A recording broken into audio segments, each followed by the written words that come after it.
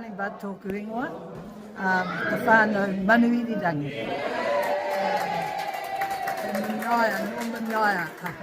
No manaia. Kei manaia hoki tātou te whānau, tēnei kaina ātāhui ke sea te. E te whaia, I whakanuia here koe, you acknowledged by your whānau, by your hapu, by your iwi, and by the kaupapa of kōhana reo, for the untiring, well it's tiring, but for your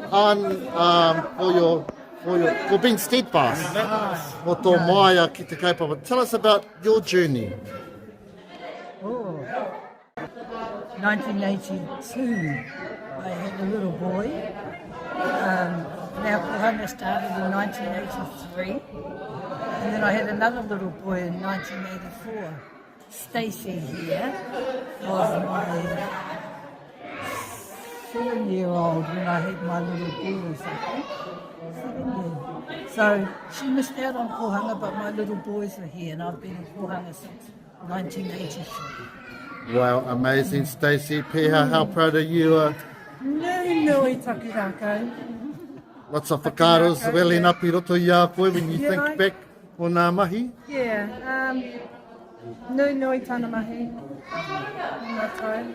And even though you missed out, you're here in the mix. Hei konei ahau. Are you working in kohana? Ai, te kohanga o manaia. Ka pai. And tell us, who is this lovely gentleman that is in between the roses? Ai, ko Kelly tēnei, taku tāne. The tōna. No Tahiti ia. Ko Kelly tōku ingoa, no te whenua Tahiti ia. Wa hari mai au I Aotea I te tau... Rua mano te kau marima. Marima? Ai.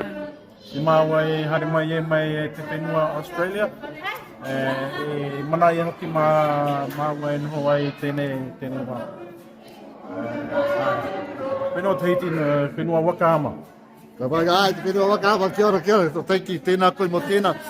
Today, you graduated. Tell the whānau what you graduated in. I graduated in whakapakari. I am very happy. I did work hard on it. Though the language might be a bit similar, but there's still a bit of still some differences. But it's worth it. I've learned a lot, really. I had a bad attitude at the beginning. The attitude changed towards the end, and I'm very grateful for that. Well, you're amazing. Boy, you're amazing. Kelly, you're amazing. Stacey, you're amazing. This one is amazing. What an amazing day at the whānau.